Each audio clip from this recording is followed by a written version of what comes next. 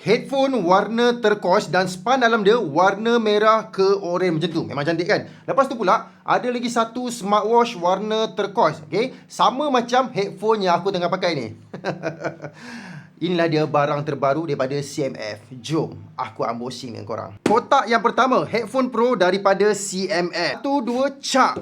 Wow, dah terkeluar dah. Headphone dia warna biru premium. Okay? Memang cantik betul.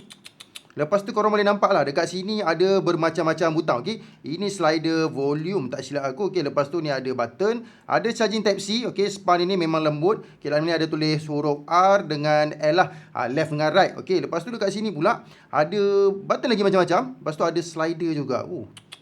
Menarik Okey, dekat sini dia punya dia punya penyambung adalah besi macam aluminium kot. Okey, lepas tu span ini pun memang agak selesa lah untuk letak dekat tengkuk ke kat kepala ke. Okey, tak apa. Kita tengok lagi barang lain dekat dalam ni ada okey, ada ni macam pouch kot. Okey, betul lah tu.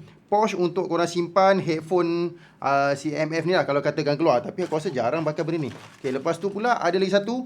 Okey, audio jack 3.5mm. Jack to jack lah. Okey. Dia ada hujung ke hujung. Kotak yang kedua pula, ear cushion. Okay, ear cushion ni sebenarnya adalah cushion tambahan untuk tukar warna turquoise tadi lah. Kalau katakan tak minat, nampak? Ni warna merah, orange macam tu lah kan. Okay, dalam video aku tak tahu warna apa kau nampak. Okay, nampak tak? Dia ada left dengan right. Cara tak susah pun. Okay, dia pulas je. Pusing ke kiri, engkau dah boleh tukar. Okay, ni huruf R. Okay, nampak?